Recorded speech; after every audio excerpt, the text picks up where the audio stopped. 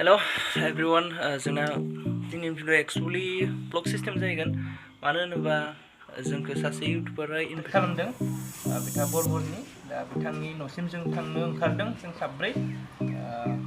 दा नोंथांमोना भिडिअखौ जोबजासिम नायलांबानो जाबाय इन्जय खालाम मानो होनबा दिनैनि भिडिअआ ब्लग जागोन दे अनलि ब्लग जागोन कमेडि बेफोरबायदि सिस्टेम नङा जों दा थांनो ओंखारबाय नोंथांमोना भिडिअखौ जोबजासिम दाहायो जोङो ग्लेमार गंसे आरो पालसार 150 गंसे लानानै होलांनोसै स' नोंथांमोना भिडिअखौ नायलांबाय थादो नामा ना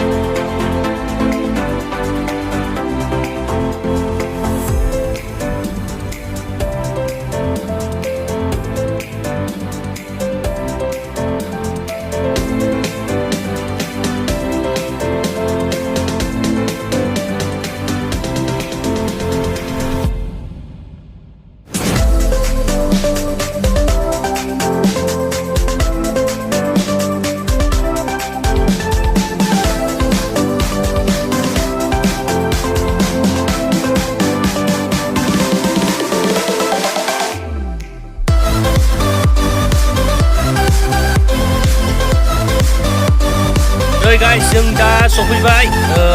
फैनानै न'निफ्राय फैयै जोङो बानपारा सफैबाय बानपारा सफैनानै नै बिदिनो बानपाराया नोंथांमोना नायदो बानपाराया बेनो दा जोङो नैबे बानपारानि सारिस'नि सोनाबखौ थांगोन सोनाबखै थांबा जोङो बिदिनो बरबरनि मोनहैगोन ओमफ्राय दा नै गाइस नैबेयाव दङ जोंहा बानपारानि एसे सोनाबखौ फैबानो एसेल' फैबानो नैबे जाबाय बाथौ थानसालि बानपारा बाथौ थानसालि नोंथांमोन नायनानै लादो बे बानपारा बाथौ थानसालि बैनो नैबे मन्दिर फुजा जायो बेवहाय दुर्गा फुजा ओमफ्राय नैबेथिंजाय दङ बानपारा हाइ स्कुल बे तिनालिनि जोङो नैबे साहाखै हाबनोसै साहाखै हाबनानै सोनाबखै हाबलांबानो जों बरबरि होलांनोसै आरो नैबे जाबाय जोंनिया बास्का कलेज बानपारा बास्का डिग्री कलेज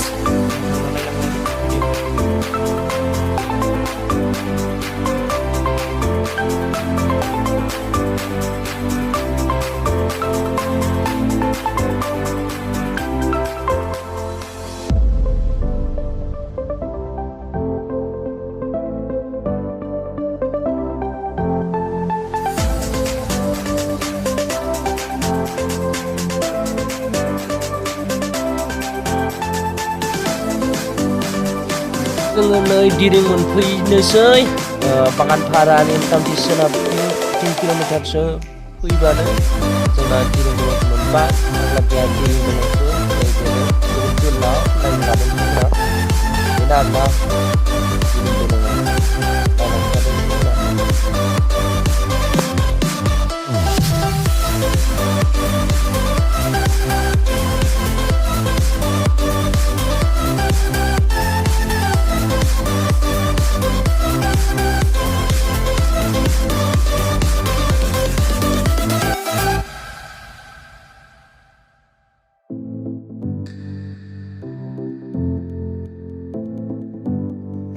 गाइस जोङो दिरिं दलंखौ बारबोनानै बरबरि मोनबाय। बरबरि सब टाउन मोनबाय जोङो। बरबरिनि खोलाखै थांनो गोनांमोन। दा जोङो सोनाबखै दिपु दं दिपुआव थांसै। थांनानै बाइकआव थाव सोना लाबोनोसै। जोंना आरो फैफिननानै खोलाखै थांफिनसै। थांनानै ससे थांबानो पानबारि मोनसिगोन जोङो बरबरि पानबारि। दा जोङो दिपु सफैबाय नै ओमफ्राय दा जों बेवहाय थावखौ सोनोसै। थावखौ सोनानै आरो रिटार्न होलांफिनसै। स' जों दिपुआवनो गारिखौ लांफिनबाय।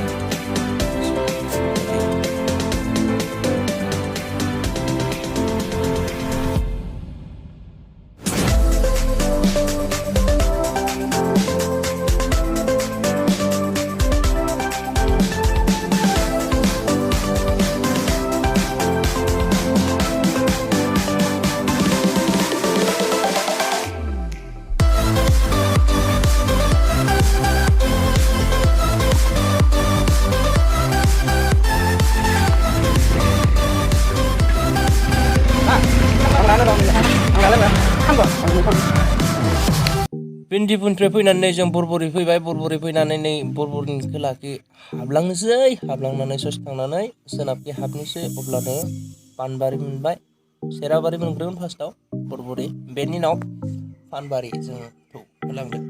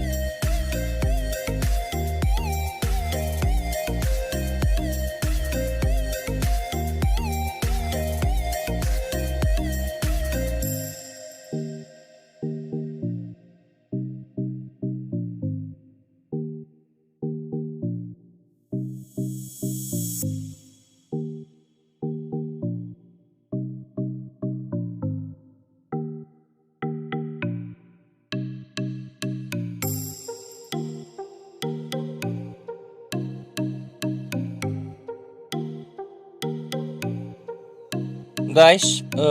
जोङो लकेसन नायनाय थांगासिनो पानबारिया अबेखिनियाव स' जों मबाइलाव लकेसन नायनाय थांबाय थादों बिथाङा बुंहरदों लकेसन नायनानै फै होननानै स' जों नायबाय थादों लकेसन मथा-मथि मोनथ'वाखैनो ओमफ्राय जोङो बिथांखौ मा होनना बुङो वाट्सएपआव लकेसन सेन्ड खालामनो होदों आरो बिथाङा वाट्सएप लकेसनखौ सेन्ड खालामबाय सेन्ड खालामनायनि उनाव जोङो नैबेयाव दसे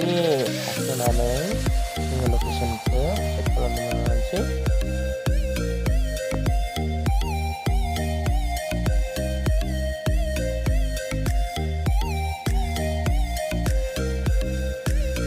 फाइनालि जोङो बिथांनि न'सिम सफैबाय नै बिथाङा नै लामायाव नेनानै दङ जोंखौ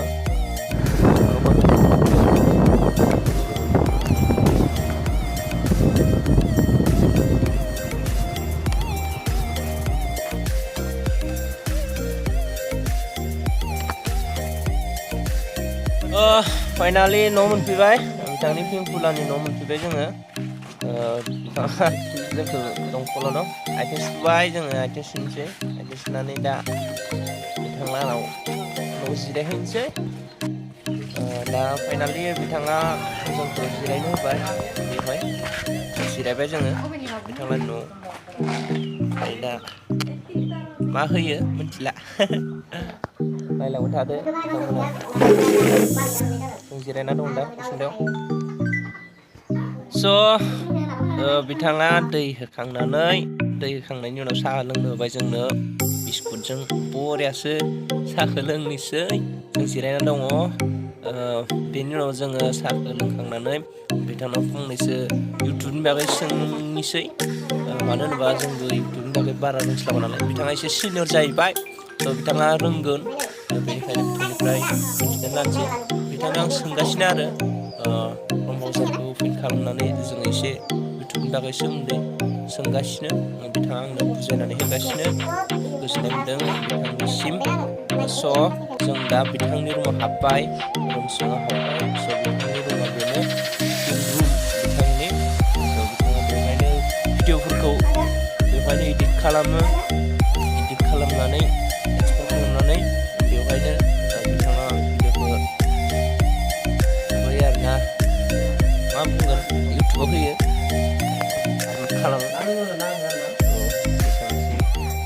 जोबोद साबायखर थाहैबाय आरोना ओमफ्राय दा बिथांजों रायज्लायनोसैलै दसे एकदम बिथां आदानाव फैदो मा होनो बिथाङाबो सासे इउटुबार बिथांखौ दिनै बिथाङा जोंखौ इनभाइट खालामदों स' बिथांनि न'सिम जों फैदो बिथाङानो जाबाय जोंहा मामोनलाय समायना सिख्ला फिल्म प्रडाक्सन समायना सिख्ला फिल्म प्रडाक्सन बिथाङाबो इउटुब चेनेल दङ बिथाङा जोंखौ इनभाइट खालामनायखाय जों फैबाय गामियाव मामोनलाय पानबारि ना बरबरि जायो बिथाङानो मेन प्रडिउसारबो आरो डाइरेक्टरबो स' थेंक इउ बिथांनिसिम आदानिसिम थेंक इउ आरो जोंखौ इनभाइट खालामदों इनभाइट खालामनानै दा जों एसे आगोलाव साहा लोंखांबाय साहा लोंखांनानै दसे ओमफ्राय जिरायनानै माबाखांनानै जोङो न'सिम बिदाय लागोन आरो स' आदाया माबाफोर बुंगोन नामा आंथ' होनोसै फंनैसो जेनेबा भिडिअनि बागै आरोना भिडिअखौ जुदि सप्ता मोनसेयावनो जुदि मोननै खुरि हेगारनो हायोबा मोजां जागोन चेनेलाबो बिसोरनिया ग्र' जागोन दा बिथांमोननि चेनेला ग्र' जाथ'वाखै ओंखायनो जास्ट बिसोर भिडिअ बानायनाय लासिम नोंथांमोना नेबानो जाबाय ओमफ्राय बिदिनो एसे एसे ग्र' जालांबाय थाबाथाय जोंबो मोजां मोनो ओमफ्राय दा एडिटिंफोराव एसे मोजां खालामबानो जाबाय आरोना इफेक्ट्सफोरखौ ओमफ्राय सर्ट भिडिअखौबो जास्ट 15 मिनिट 20 मिनिट खालामबानो जाबाय आरो एसे गुसुंद्रायबा माने जोंनाबो माबाफोरा एसे मोजां मा होनो बेखौ जेनेबा भाइरेल जाया आरोना भिडिअआ गुसुंबाथाय ओमफ्राय जों दा 15 मिनिट बाथाय जोंनाबो भाइरेल जायो बेखौनो जेनेबा आंबो बुंथिबाय आरो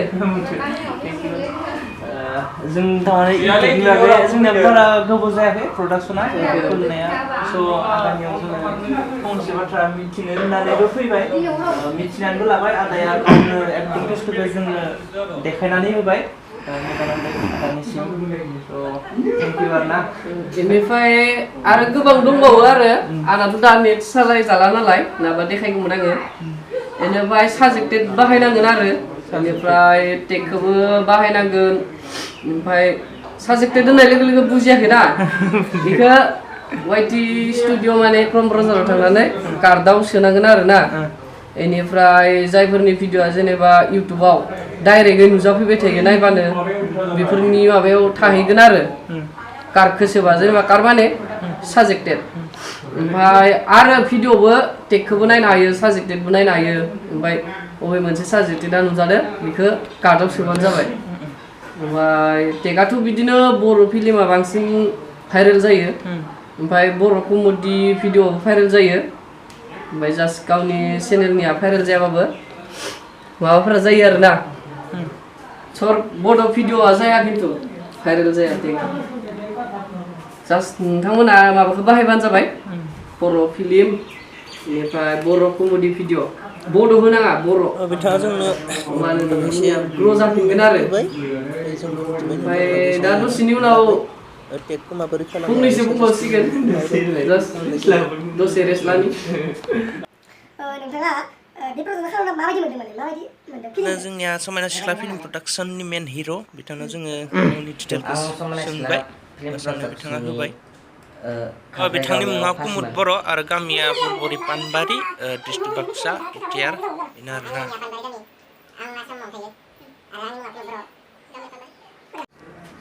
आदसा नोंथाङाथ' गोबां कुइसन सोंबाय नोंथाङा आंनि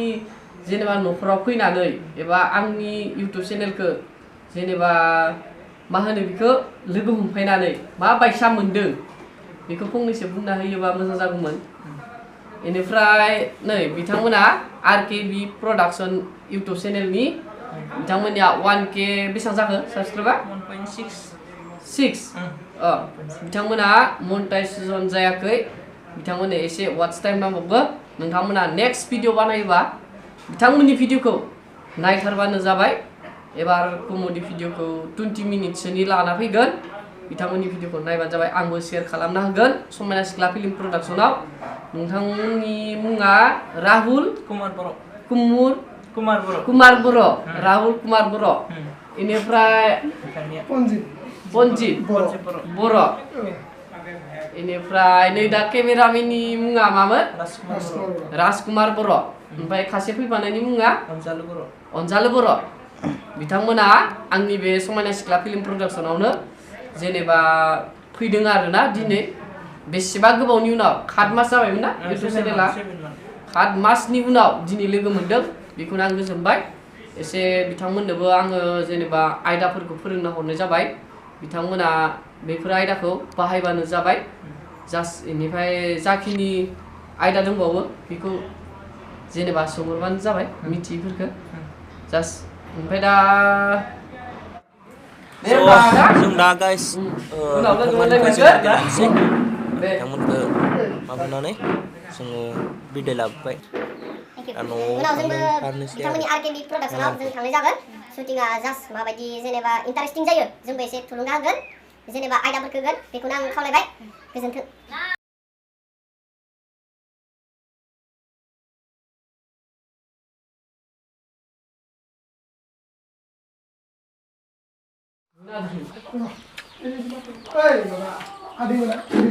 लोगोसेनो बिथांलानि न'खरनि आदै मादैमोनखौबो माथो होबोबाय बाजैखौबो जों दा फाइनालि होलांसै बाइकखौ स्टार्ट खालामनानै जों दा फाइनालि न'आव थांसै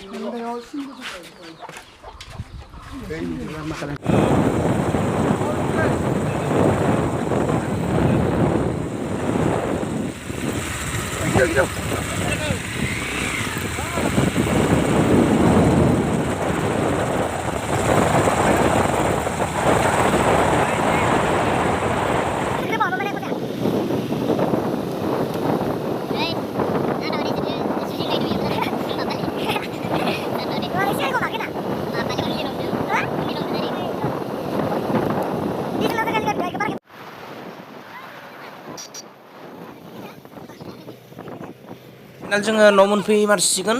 एक्सुवेलि जोङो न' मोनफैमारसिगोन दा जों ब्लगारबो नङा ब्लगबो खालामनो रोङा नोंथांमोना भिडिअखौ माबायदि मोनखो इन्टारेस्ट मोनदोंब्ला एसे कमेन्ट सेक्सनाव फोरमायहरदो स' थेंक इउ आरो